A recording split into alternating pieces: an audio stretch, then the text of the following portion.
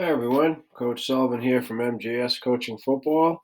My background is my 38th year coaching football. I've either been a defensive, offensive, or special teams coordinator, as well as a head coach at both the collegiate and high school levels. In this presentation, I want to talk to you about our exotic sim package pressure. That's one of our go blitzes, dime go with the stick tag in this particular case. So, it's a trio. Remember the exotic part of it.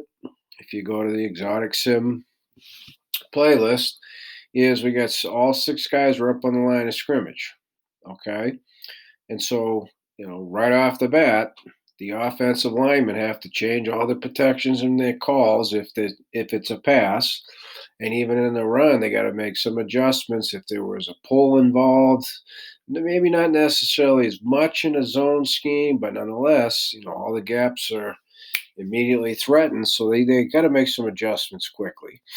Okay, so there's no chance. If you really want to know more about the dime stick blitz itself, you got to go to the Go Family Blitz playlist. So I'm not going to get into those details, but just I like to focus on how we execute the same blitz that we put in either day one or day two install at the latest, the dime go with the stick tag, how we execute it out of our exotic up front. Okay. So each of the inside linebackers is lined up the same, except they're on the line of scrimmage instead of being toes at four, right? Pretty simple. The term that we use, they're simulating pressure, and then the snap, they're punching out and then playing base technique from there, which in the case of a pass, they have maybe, which means they're comboing the running back. If the running back is to them, they take the running back, and the other inside linebacker mirrors the cue. All right. Sorry, I got a little bit of a cold.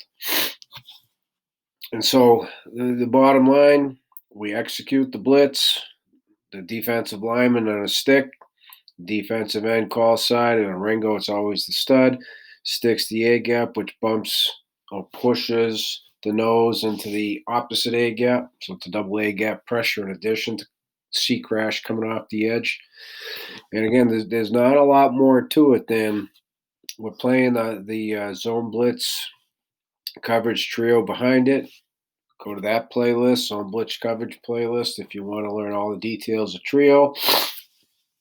We can and will run this exotic with this pressure, playing a man blitz coverage behind it, a specific goal line blitz coverage behind it if need be.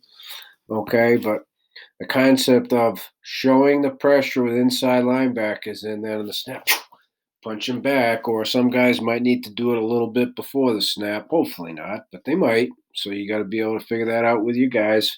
And you can do that in meetings and walkthroughs. That's not anything, again, that requires an inordinate amount of time. Okay. So there'd be no changes in terms of executing the blitz of the coverage, including if number two were to motion across, which would necessitate our rope. Now the dime would move in and only rope back to 5, so he's still in a position to come down and execute. Since it is a position-specific designated blitz dime go, the dime goes no matter what. So to answer that question, motion would have no impact on that. We'd rope it. Everything would stay the same, except instead of coming back to 12, the dime would stop at 5 and then be in a position to come down and execute the go blitz. Okay? So as always, please, I would encourage you, if you have any questions, you want to talk further, reach out to me at coachmjsullivan@gmail.com.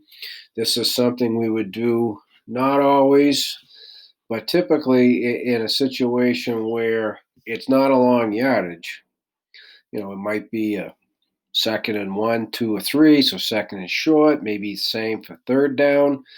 So we're showing, again, the exotic up look, hopefully forcing the offense to think twice about it, hopefully bring down the play clock, maybe make them call a timeout. These would be the reasons and situations why we'd call it dime go stick out of our exotic 50 up front. Okay, so please reach out to me if you have any questions. I'd love to talk with you.